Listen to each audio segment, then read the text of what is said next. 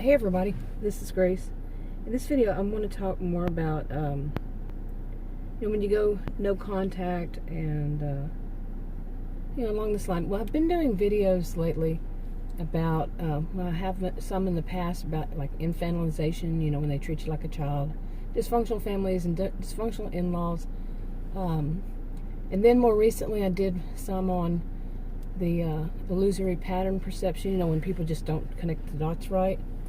And also how they invalidate you, the whole thing of invalidation, that you're not whatever it is they think, how they do this and how they invalidate your experiences and all that. And today I did one, and it's just a start of more on this topic of being like the, I've done it in the past, but not as a, like a series on being the ugly duckling, the black sheep, the scapegoat, different things like that, and and all that. Well, I have all these started. Some of them I started doing as more of a series, putting them together, but I haven't been able to make my videos public. I have more than one YouTube channel, and with the Wi-Fi issues I've been having, Adam working from home, and for some reason we've actually called more than once. It's a cable company, it has the Wi-Fi and all that, and they just said we had to get a new router when he started working from home. We had to get two new routers because the first one didn't work, the next one didn't work. It was, and then they basically bump him off if I'm on my cell phone. Well, I make my videos on my cell phone, and I can't upload them when he's at work because I have to keep my cell phone, on the other Wi-Fi, on my cell phone's Wi-Fi, and that goes slow. That's a short version of a long story. But at one point, I counted up how many I had. I could actually, once he got off of work, he works from home, but once he finished for the day, I was able to upload the ones I had made during the day, one or ones, usually, not always, because sometimes it would take so long, and that's it. I wouldn't be able to make them public, because I go in, listen to them, put all that, edit all the stuff and all that, stuff that needs to go in, and it was so frustrating. So at one point, I wound up counting them. I had 51. Had uploaded, but I had not been able to do anything but upload them, and I had not made them public, nothing. So yeah, so I've got all these I have to catch up on. Well, I've already, he's been off work for Thanksgiving, the holidays, so there's some time, and then before that there was a little time here and there, sometimes weekends, but weekends, I did not know this, but it has something to do with other people across the world are using the same, I thought you get your Wi-Fi and it's yours, but no, I don't remember how it goes, but, so on the weekends, more people are, I guess, using it, I don't know, yeah. And it goes real slow, unbelievably slow to upload, and sometimes, not always, it's just like their peak hours or something. That's a lot of stuff. Now to get to this, okay, but basically if you join my channel and you see that I do different, topics, usually I do, but instead of just keeping them with one series, that's why I go back and I make some of them, but the, public, and I'm making new ones too at the same time. So, I'll be doing that as it is, like I might make number 4 for this one, and then I've done 3 for the one on how they invalidate you, and then I need to do number 2, the second one on the one I just did today. So I just did that 1 today. Whew, boy, yeah. That was a lot to have to get out and try to make it really short, really brief. But anyway, now this one, it's an update to the Dysfunctional Family one, and I've been doing that. I've been doing them for a while. This channel is more like a vlog with Dysfunctional Family and Dysfunctional in-laws, but this one is one about that I mentioned that I never, I went in no contact with certain people, family, some certain family members, and so on, back in 2012. Very little contact since then. Of course, there are things that people might learn. It just depends. In families, there's certain things that you still have to get in contact about. And, well, I did. Maybe some people can go just totally no contact and there's no way or no reason. But, so over the years, it's been very little. And I have them on Facebook. And other people I went to school with, other people I know, friends, and all this. And, but I never really say much about myself. I do videos. I had learned very young with these people I call have a narcissistic histrionic blend of behaviors, not a diagnosis, but their behaviors. Since I was born into it, anyway. Okay, where was I? But anyway, so on that, I have these channels, I make videos. I had learned with these people that if I try to say anything about myself, anything from childhood, from when I was born and able to, once I was able to speak, I would say, that no, they had to be center of attention. And whatever I said was going to be taunted, I was going to be teased, taunted. I was going to be told not to speak. I thought I was going to be talked over. Whatever was the case, they didn't have time, whatever it was. What I had to say about me or my life or what I even just had to say, no, because they had to be the center of attention. So at some point, whenever I got online in 1990, and I did blogs, what people call blogs. They weren't always called blogs. Different things like that. Just, that was the only way anybody ever knew, except the person or people who were there at the time of whatever happened, anybody knew anything about me. What happened? Seriously. Have you ever known people for your whole life and they don't know much about you at all because it's all about them and they have to have it all about them? Yeah. These are the reasons I went no contact with them eventually. We didn't have this kind of information out there, by the way, when I was younger. I wish there had been. I would have, who knows. Anyway, so I don't really talk to them. I don't say anything about myself.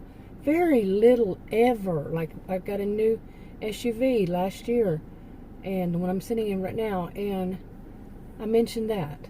That was one thing last year. One thing about me on that Facebook page, on the Facebook.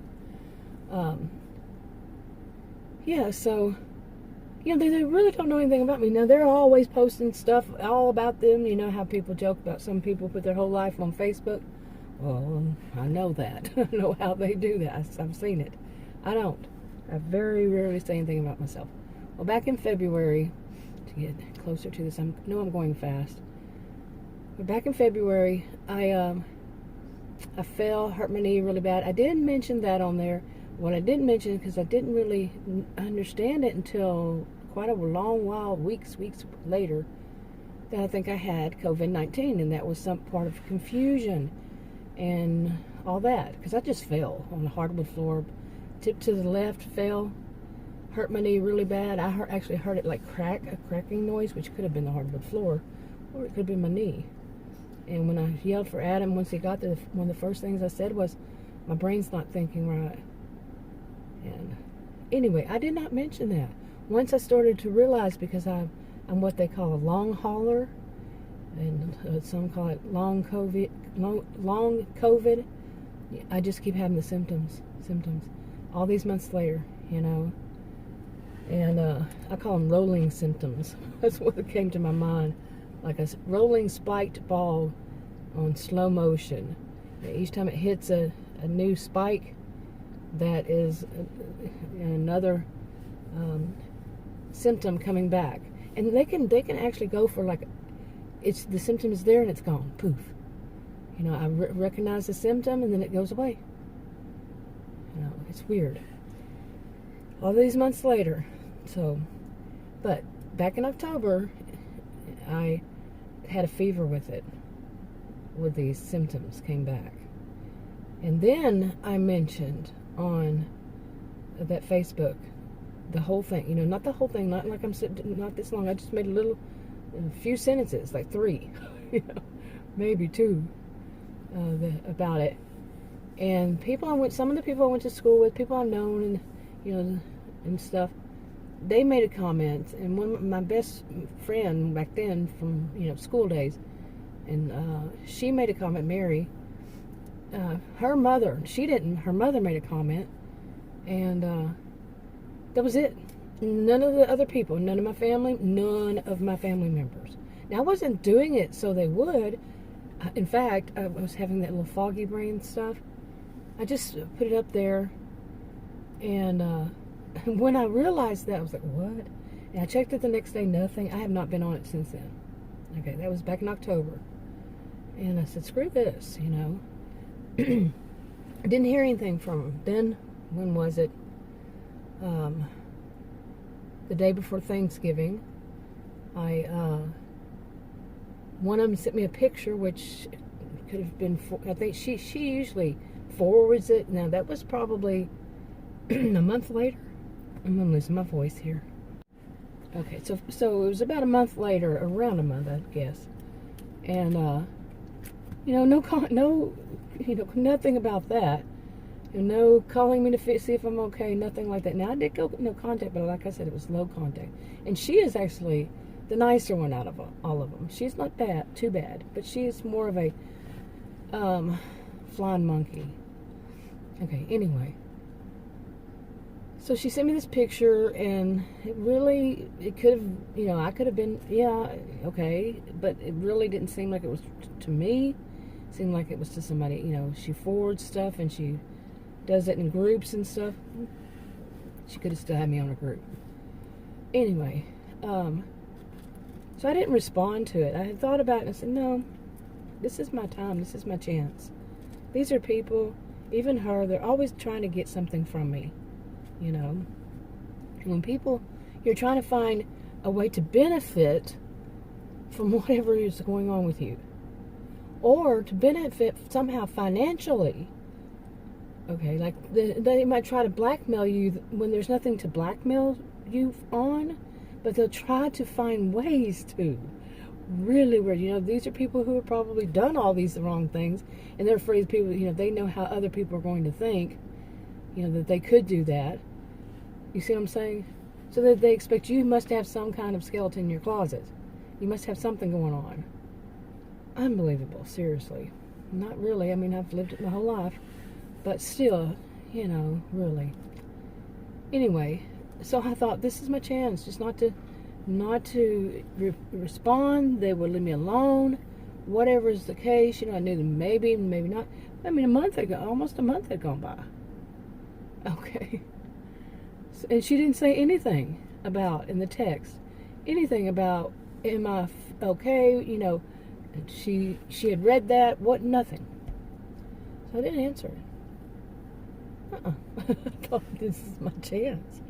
Now, I'd always wanted in my life to get away from them, where they just would leave me alone, and I would not have to be concerned about them. You know, but like I said, you know, that was kind of naive, kind of stupid, because there will always be something when it's family. My experience so far, I'm not saying that was with everybody. There might not always be. I don't like all people who always say always or never. I'm picking up their bad habits. Narcissistic fleas, what some might call it. But that's just, anyway. So anyway, yesterday I got a text from that same one, another text, and she asked me basically that, you know, asked me if I was no, it wasn't a text, it was a voicemail. It was very short, and my phone did not ring. I have trouble with phone ringing. I get trouble out here with text messages, phones, whatever, you know, anybody calling, voicemail, all of it has trouble out here. It always has. And I have asked them, the original one that I had, and they said that there's a tower out here that needs repair, and they don't see any reason to repair it. The audacity. You know, we'll tell you the service, but we won't repair the tower. And that was, oh my goodness, that may have been like, wow, I'd say close to 20 years ago. Not 20 years ago. Maybe so. Maybe, well, let's say 15 years ago. They still haven't repaired it. But anyway, so I didn't know that she had called. And she must have called because when I saw something weird on my phone, they've been changing the way that they do the voicemail notification. And I looked at it, and I said, what in the world? And it had her name on it. I was like, okay. And so I listened to it, and she was saying, well, I'm just worried about you. You had mentioned something on, or she said something about, are you okay? You haven't contacted us, contacted me since,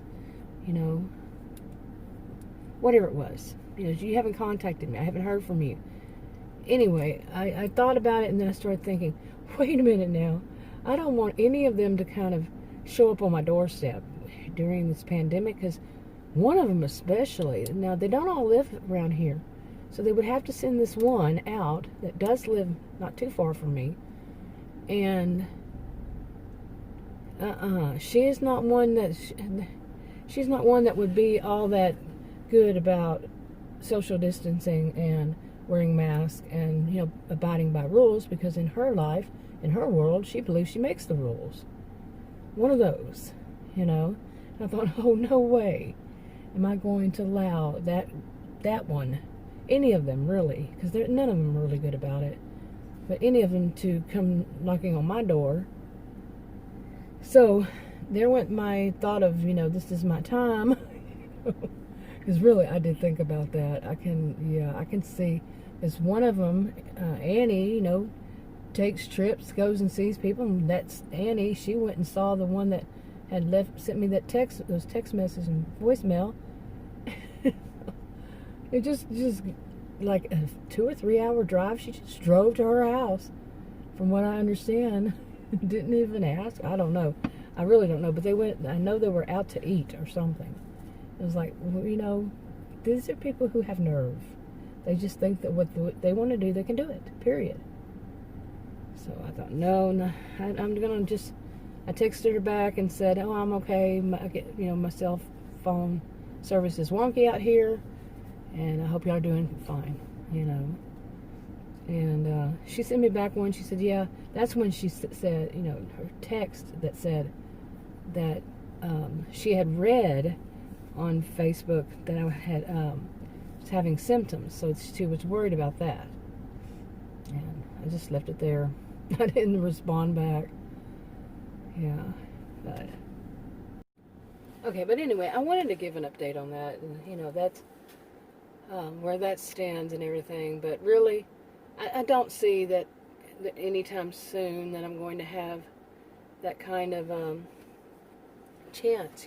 That did seem like a chance, but then I did get worried. And Adam is one. He's more like spontaneous. He just, if somebody comes to the door, he wants to go and open the door. It took him forever to get this in his head, that this is COVID and you don't just answer the door to some jerk. And we've had more than one. We have our signs on our doors saying no solicitation, beware of dog, no trespassing, these kinds of things. But they don't care. It's right there at the doorbell. They don't care. It's all about them. They're going to try to sell something, which, no. Yeah, they have a shirt with a logo that you never heard of this place before, doesn't exist. And, yeah, they're scoping out. Yeah, we've learned. I've learned. It took Adam forever to learn. Just don't open the door to anybody. He will open it to anybody. Stranger, doesn't matter. He's finally learned. He's older than I. You would think. But he doesn't. He didn't. And during the pandemic and all, like the people would come in to deliver. We have our groceries and other stuff delivered, and I would tell him, this is what time they're going to be here, and he would find some reason just to walk out, and more than once he'd open the door and they're standing right there. I'm like, you got perfect timing with this, So no, I wasn't, I can imagine if one of these family members of mine, he knows, He knows them all. He's known me for almost 40 years. Came knocking on the door. He would just answer it. He wouldn't think. Wait a minute, no. Especially them. But, so I couldn't do that. I couldn't do it to us.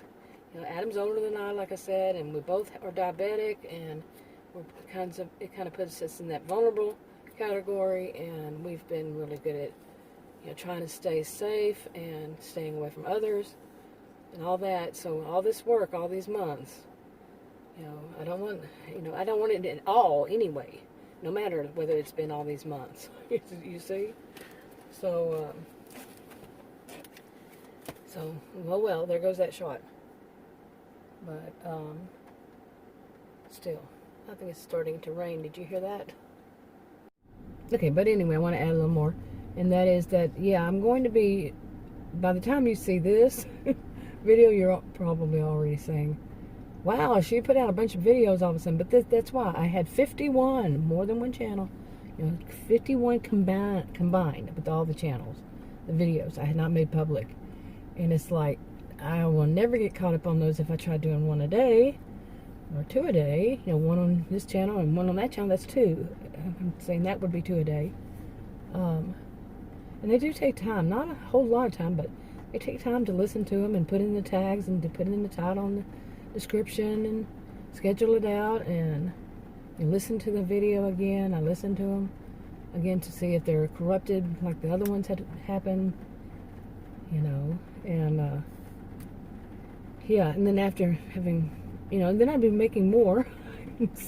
so I'm getting caught up. I've been saying this for months. But yeah, I've been having trouble since March. Okay. I was never really great before then, but nothing like this. And anyway, yeah, it's starting to rain. Okay, and I'm losing my voice. I always do out here. And I do hope to be able to start doing inside. During the times that Adam's at work, if I can get I think I've got it set to where the dogs won't be able to bother me so much, so I'll be able to do it not from work, but from inside the house, instead of out like this, because otherwise it's too noisy inside. So, yeah, when he's not off for the holidays, because he gets a lot of time off for the holidays, and working from home, but still, a lot of time off. Anyway, that's enough for now. I think I'll wrap this one up. I'll talk to you on another video. Bye.